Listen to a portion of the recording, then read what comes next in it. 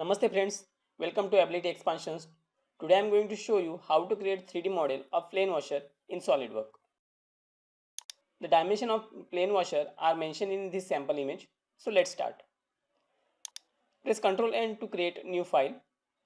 Select part here and then click on OK. Check dimensions at once before we start modeling. Outer diameter of washer is 22, inner diameter is 11 and thickness is 1.5. I will draw this plane washer on top plane. Select it, then click on extrude.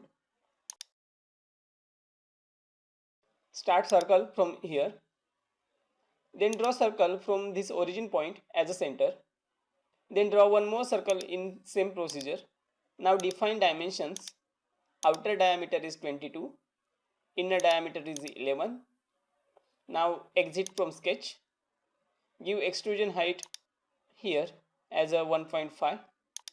Enter and hit OK. See, I create both circle in a single sketch and extrude it in a single attempt. You can also create outer one, then extrude cut inner from the same to create such kind of parts.